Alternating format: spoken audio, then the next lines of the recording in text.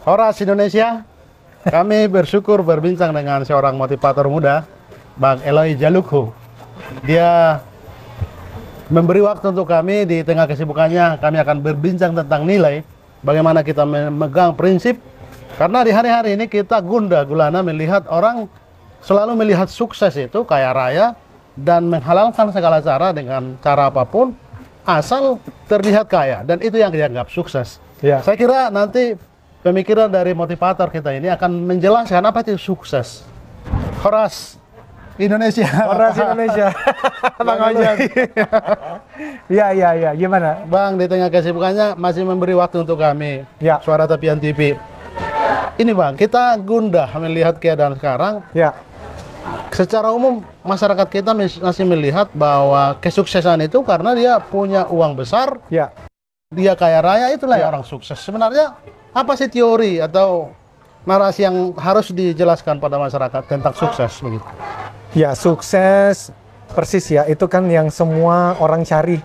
Ya. Bangun pagi mau sukses, sampai mau tidur pun Ya. mikirnya untuk sukses. Ya. Ada satu kalimat yang menjadi presuposisi. Presuposisi itu semacam belief system ya, keyakinan. Yang kalimatnya begini: where focus goes, energy flows. Ya. Kemana fokus mengalir, energi mengikuti. Ya. Nah, ketika seseorang fokusnya adalah mengejar sukses, Ya. maka memang dia akan mulai melihat kesempatan-kesempatan untuk kemudian dia jalani Ya. untuk meraih kesuksesan itu. Ya. Nah, karena itulah kenapa akhirnya definisi sukses sendiri itu kita harus pahami dulu. Karena kalau definisi suksesnya adalah rumah mewah, mobil mewah, jalan-jalan ke luar negeri, jet pribadi dan seterusnya, apakah itu salah? Well, justru disitulah nilai-nilai kemudian dipertanyakan. Karena kalau sukses urusannya hanya hasil, maka kemudian etika bisa ditabrak-tabrak tuh. Kenapa? Karena definisi suksesnya adalah hasil. Ya. Nah, di dalam kepemimpinan sesuai juga yang saya bahas di beberapa buku yang saya tulis, termasuk buku saya yang terbaru, itu Leadership Habits and Culture Transformation. Itu saya membahas bahwa kepemimpinan itu terdiri dari dua sisi. Sisi A dan sisi B. Sisi A itu bicara mengenai values-based leadership. Artinya apa? Kepemimpinan yang didasarkan pada prinsip nilai etika dan moral. Ya kan? Nah, tetapi tidak berhenti sampai di situ. Harus ada sisi yang kedua, Bang. Sisi yang kedua memang bicara mengenai results-based leadership. Artinya apa? Kepemimpinan yang juga diukur oleh hasil. Nah, seringkali kita lupa mengenai values, prinsip nilai etikanya. Kita hanya fokus pada apa? Yang ya hasil-hasilnya ini. Sementara kita ini kan mau mengajak masyarakat di Indonesia dan Asia dan kalau bisa dunia untuk results penting banget. Hasil sangat penting. Kan sekolah anak harus dibayar. Masih banyak orang yang membutuhkan bantuan. Semakin besar kesuksesan dalam bentuk uang yang kita dapatkan, semakin besar pula kemungkinan untuk kita menolong orang yang membutuhkan. Tetapi jangan hasil menjadi satu-satunya matriks atau ukuran keberhasilan, tetapi justru harus didasarkan pada values, prinsip nilai etika. Kalau tidak, pasti akan menghalalkan segala cara, Bang. Perjuangan untuk berhasil itu, untuk mendapatkan nilai itu bermakna untuk sesama itu, tentu ada proses yang harus dilalui. Yes. Tapi hari-hari ini juga kita miris, tidak banyak orang yang satu prinsip bahwa semua proses itu, kesulitan itu, kerewetan itu penting sebenarnya. Justru yang dicari orang karpet merah, lalu privilege, hak istimewa, dimudahkan dalam segala hal. Itu yang menjadi kebanggaan. Kalau kita tidak lewati proses ini bagus, itu kan sebenarnya secara nurani sudah melanggar etika yang harusnya diproses dilalui itu. Bagaimana pendapat Bang Eloy? Oh ya, saya setuju sekali. Kita ini kan sebenarnya sadar atau tidak sadar itu dipengaruhi oleh pengajaran-pengajaran yang pengajaran itu sendiri sebenarnya dari sononya sudah salah. Salah satunya hedonism. Hedonisme itu berbicara mengenai ya nikmatilah hidup. Nikmatilah hidup. Dan apalagi ya, sekarang dengan media sosial, itu kita melihat apa yang bisa jadi teman SD atau SMP atau SMA yang dulu nyontek dari kita waktu kita sekolah. Tetapi dengan media sosial, sekarang dia tinggal di kota yang lain. Dan dengan media sosial kita lihat dia sekarang mobilnya baru. Kita lihat, oh dia baru jalan-jalan ke Jepang, ke US, dan seterusnya itu. Dan kita mulai berpikir, kok dia bisa mendapatkan semua itu? Kita juga ingin, ada keinginan. Makanya ada satu nama, orang bernama Morgan Housel, menuliskan satu buku yang sebelumnya bukunya bagus banget, judulnya adalah Psychology of Money.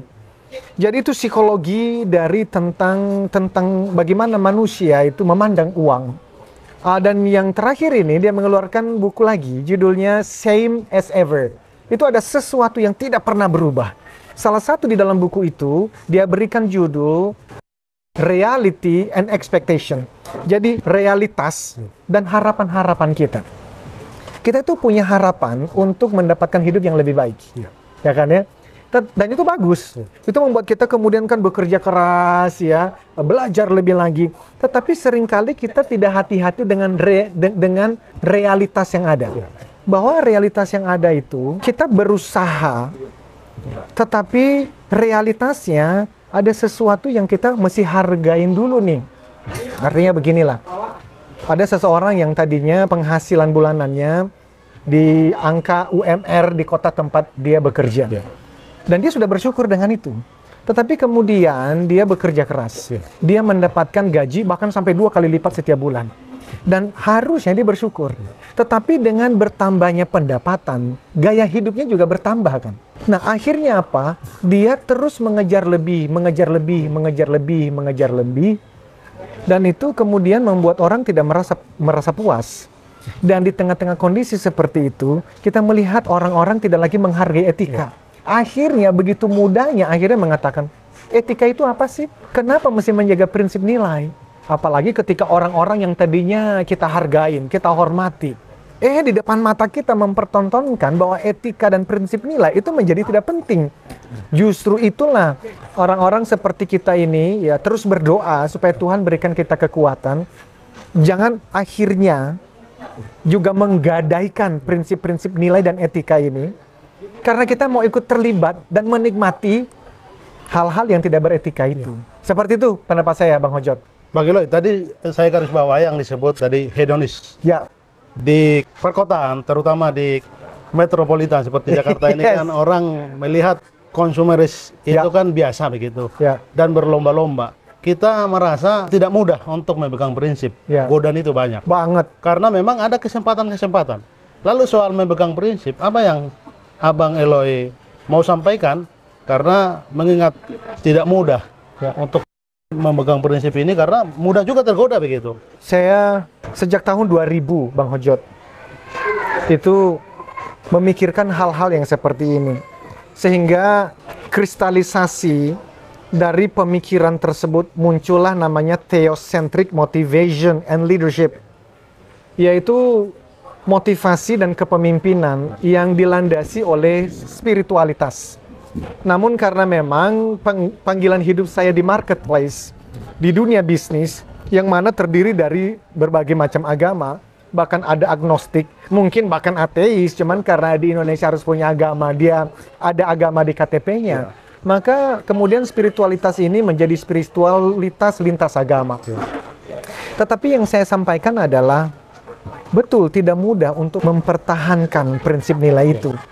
Apalagi kalau di lingkungan terdekat kita pun juga sebenarnya tidak terlalu menghargai. Saya menulis buku apa? Saya membuat modul training tentang apa? Bagi mereka itu bukan matriks tanda kutip kesuksesan.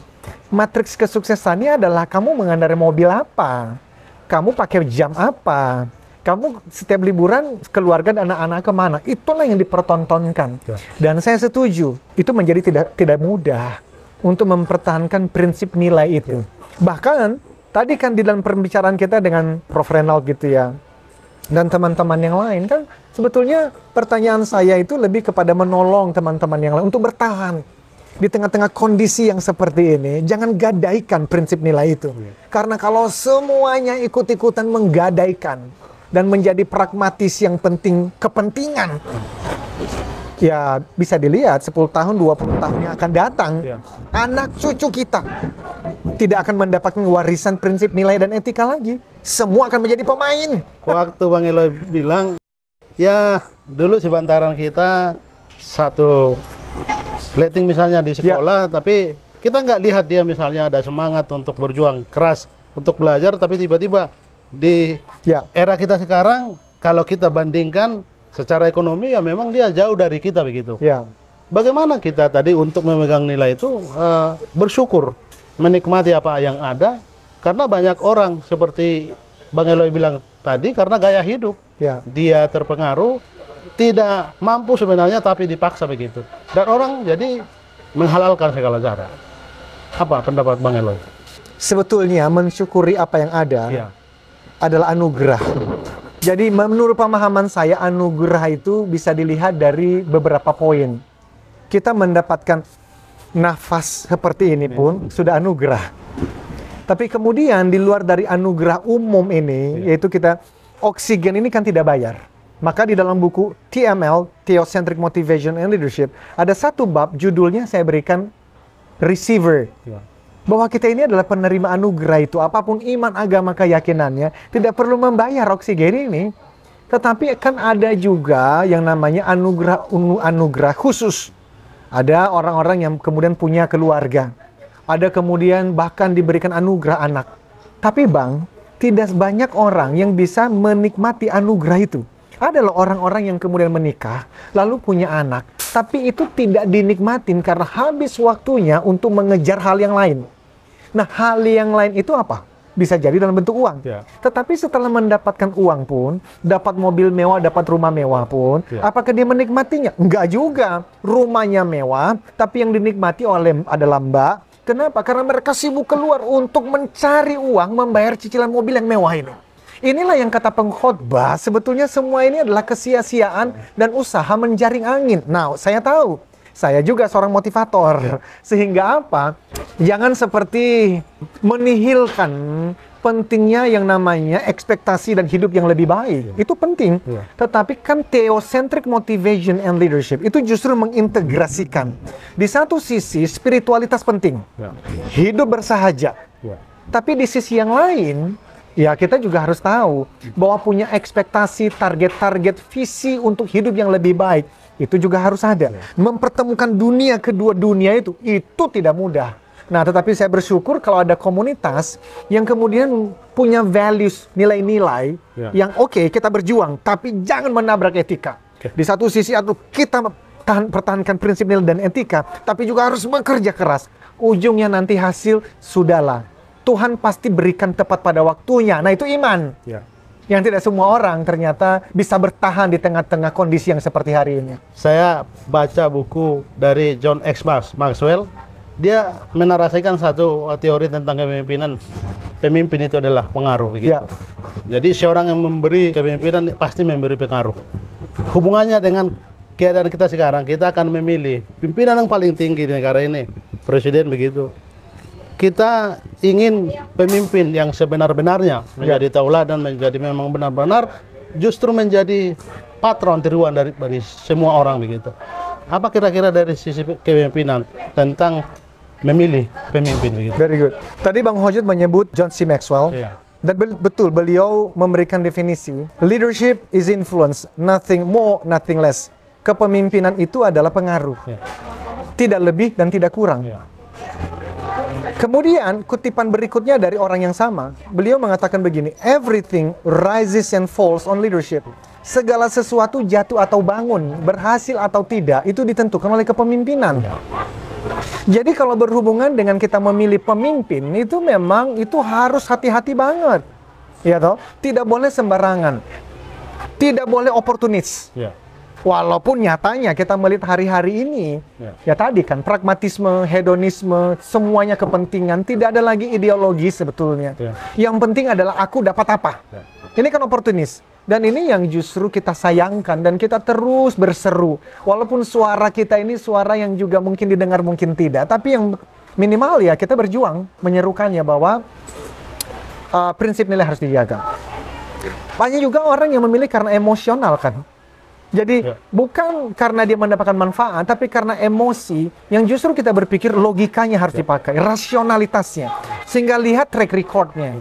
Ya kan? Namun kemudian saya memahami siapapun yang jadi presiden di tengah kondisi sistem yang ada saat ini, saya juga tidak mau naif untuk mengharapkan bahwa kita bisa mendapatkan pemimpin yang benar-benar bersih. Kita udah pernah punya harapan itu. Nyatanya pada akhirnya kita juga kecewa kan. Jadi karena itu kemudian kita berpikir hanya Tuhanlah yang menjadi pegangan kita. Boleh berharap tetapi jangan berlebihan. Harapan itu hanya pada Tuhan. Dan lebih daripada itu, nanti ketika kita harus memilih, mintalah bimbingan dari Tuhan. Karena saya percaya God is in control. Tuhan mengontrol segalanya.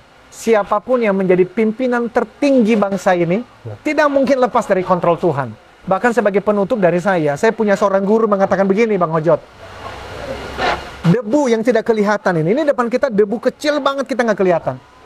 Tapi kalau ada sinar matahari, sinar-sinar tertentu, itu debu-debu itu bisa kelihatan dan berterbangan. Guruku mengatakan begini, Bang Hojot. Bahkan debu sekecil itu pun tidak mungkin terbang tanpa Tuhan izinkan. Kenapa? Karena kalau ada satu debu terbang tanpa Tuhan izinkan, lalu masuk ke dalam kelopak mata seseorang, lalu dia menjadi buta, dan dia tidak bisa mengerjakan panggilan Tuhan dalam hidupnya, itu berarti apa? Ada sesuatu yang bisa terjadi yang menggagalkan rencana Tuhan di alam semesta. Jadi apalagi pemilihan presiden. Jadi kita meminta hikmah dari Tuhan, kita gunakan rasionalitas kita, jangan oportunis, janganlah emosional, tetapi siapapun yang nanti menjadi pemimpin, tidak perlu putus asa, tidak perlu bersedih terlalu panjang. Kenapa? Karena Tuhan pasti tahu yang terbaik untuk bangsa ini dan menjadi pembelajaran bagi kita semua. Minimal etika prinsip nilai kita mulai dari diri sendiri, dari keluarga kita, dan when you know something is wrong, saya selalu mengatakan ini Bang Hojot, stay silent is wrong. Ketika Anda tahu bahwa ada sesuatu yang salah, berdiam diri adalah salah. Jadi sekecil apapun suara kita harus diserukan. Jangan golput berarti ya. Jangan golput dong. Jangan golput dong. Dan tadi dengan percakapan dengan Prof. Renal dan teman-teman yang lain, saya setuju sekali bahwa sekecil apapun kontribusi kita, jangan pernah berhenti untuk berbuat baik bagi bangsa ini, karena kebaikan-kebaikan kecil itu nanti akan terakumulasi dan kemudian akan mengarahkan generasi berikutnya untuk Indonesia yang adil dan sejahtera, seperti harapan para founding fathers, pendiri bangsa ini sejak dulu. Saya kira demikian Bang Hojot. Bang Eloy, terima kasih. Demikian sahabat Suara Tapian TV, bincang-bincang kami. Horas. Terima kasih.